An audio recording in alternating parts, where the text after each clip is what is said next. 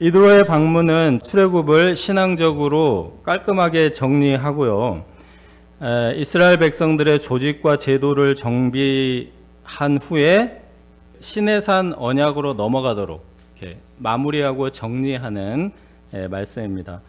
첫째, 여호와는 모든 신보다 크심으로 1절에서 12절입니다. 이 1절과 27절이 이드로의 방문 전체를 요약합니다. 네, 모세의 장인 미디안 제사장인 이드로의 방문 중 핵심이 이겁니다. 하나님이 모세에게와 자기 백성 이스라엘에게 하신 일, 곧 여호와께서 이스라엘을 애굽에서 인도하여 내신 모든 일, 이것을 들었습니다. 그리고 27절을 보시면 자기 땅으로 돌아갔습니다. 그는 이곳에 올 때까지만 해도 이제 미디안의 제사장이었는데 하나님의 구원 이야기를 듣고는 하나님의 백성이 되어서 돌아갑니다. 모세의 장인 이드로는 모세가 돌려보냈던 그 아내 시보라와 두 아들을 데리고 옵니다. 두 아들의 이름에는 모세의 인생과 신앙이 고스란히 담겨 있습니다. 자, 첫째 아들의 이름은 게르솜.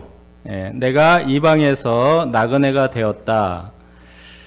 인데요. 이 모세의 광야 도피 시절을 보여줍니다. 그는 애굽 사람을 쳐 죽이고 반역자요 살인자가 되어서 미디안으로 도망하였고 애굽의 왕자였다가 광야의 양치기가 되었습니다. 그런데 모세는 미디안에서 미디안 사람이 되어버리지 않고 언젠가는 그곳을 떠날 나그네로 살았습니다.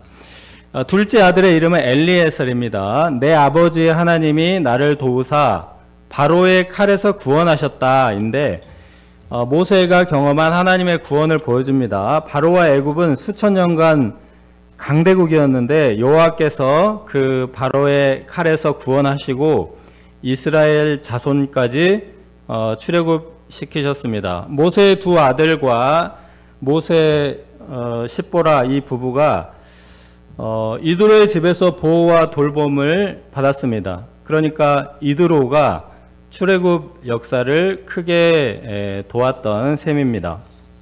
이제 5절에서 7절은 이드로와 모세의 만남을 묘사합니다. 모세는 장인에게 절하고 그에게 입맞추고 문안합니다. 이 절과 입맞춤은 신하가 왕에게 종이 이제 주인을 높이는 행위입니다. 장인을 극진히 높이며 겸손히 맞았습니다. 지금 모세는 옛날 모세가 아닙니다. 200만 명의 백성을 거느린 이제 왕은 아니지만 누가 봐도 왕처럼 보이는 아주 높은 사람입니다. 장인 어르신 집에서 처가살이 하면서 양떼를 몰고 다니던 그 목동 모세가 아닙니다. 그런데도 모세는 그 마음이 높아지지 않고 겸손하게 장인 앞에서 몸을 낮추고 예의와 범절을 지켰습니다. 네, 모세는 여호와께서 애굽에 내린 10가지 재앙, 홍해를 육지같이 건넌 일, 애굽 군대를 홍해에 던져버리신 것, 홍해 이후에 이스라엘 자손들이 이제 광야에서 물 부족했을 때 목마름, 양식이 부족했을 때 배고플 때 물과 일용할 양식을 주신 일, 반석이 터져서 물이 나는 것, 아말렉의 승리, 이런 일들을 이제 다 이야기했습니다. 여호와의 구원을 증언하였습니다. 보통 이런 놀라운 사건들을 들으면 우리는 딱 이렇게 생각합니다. 누가 이 일을 했지? 누가 영웅인가? 누구의 공이 컸는가? 이런 것을 주목합니다. 그런데 모세는 여호와께서 행하신 일이다. 그리고 여호와께서 그들을 구원하신 일이라고 말합니다. 이것은 영웅 이야기가 아니라 하나님의 이야기입니다. 모세는 이처럼 항상 하나님을 높였습니다. 홍해를 육지같이 건넌 후에 이제 용사의 노래를 지어 부를 때도 여호와의 이름을 7번이나 그 여호와 7번이나 그 안에 넣어서 반복하여 여호와를 높이고 이제 모세는 조금도 높이지 않았습니다. 여기서도 하나님을 높이고 있습니다. 9절에서 12절은 이 이야기를 들은 이드로의 세 가지 반응입니다. 첫 번째는 정서적 반응입니다. 여호와께서 이스라엘에게 은혜를 베푸신 것과 애굽 사람의 손에서 구원하셨다는 사실을 듣고 정서적으로 기뻐했습니다. 와, 잘됐다, 놀랍다. 네, 정서적으로 먼저 반응했습니다. 두 번째 반응은 입술의 고백입니다. 여호와 하나님을 높이고 찬양하였습니다. 애굽왕 바로의 경우와 아주 반응이 다릅니다. 애굽왕 바로는, 그리고 애굽 사람들은 여호와의 이적을 두 눈으로 똑똑히 보았습니다. 10번이나 반복하여 보고도 믿지 않았습니다. 여호와가 누구냐? 무시하였고, 그러면서 이제 장자 재앙까지 당하여 부르짖었고, 여호와 하나님을 무시하여 출애굽한 이스라엘 자손들을 추격하다가 홍해에 빠져서 이제 몰살을 당하였습니다. 이드로는 바로와 다릅니다. 바로는 보고도 믿지 않았지만 이드로는 그 이야기를 듣고 믿었습니다.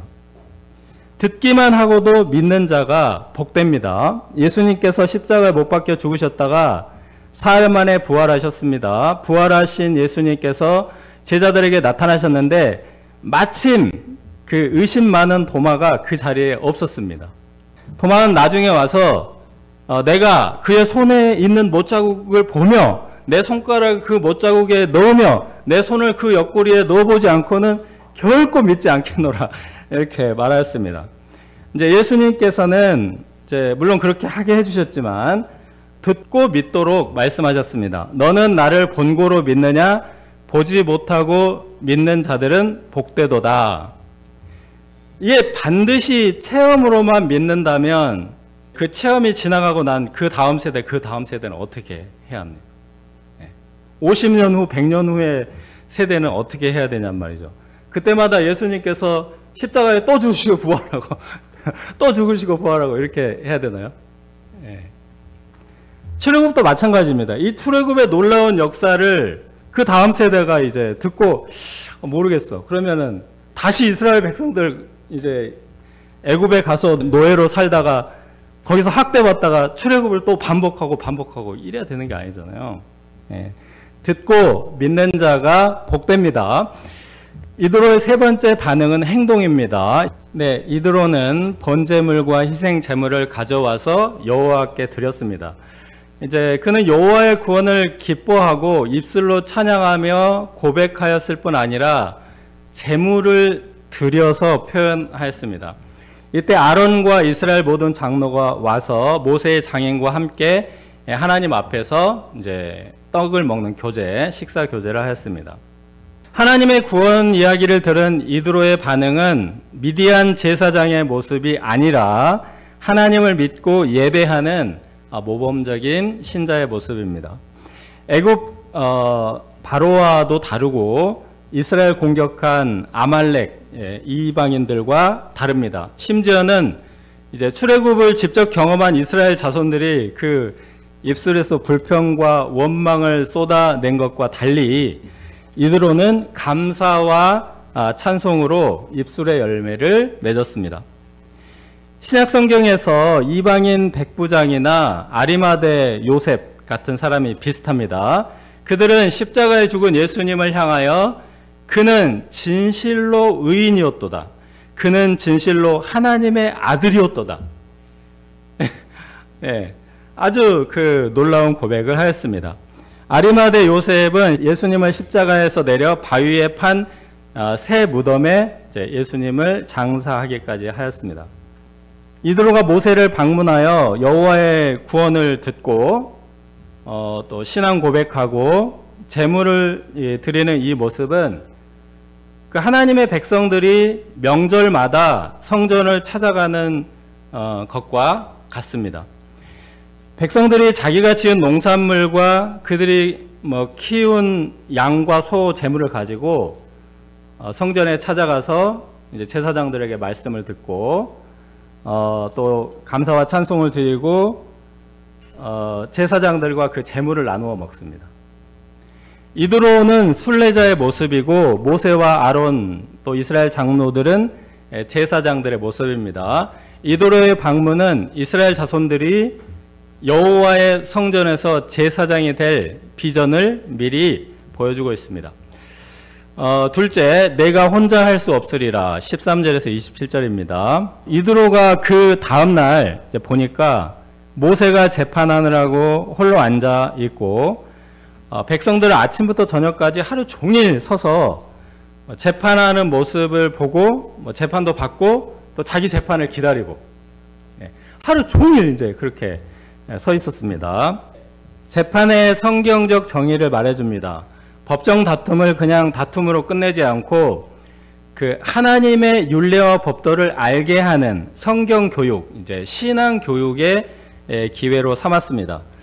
의도는 참 좋습니다. 그런데 이제 문제가 있습니다. 재판은 아주 힘든 일입니다.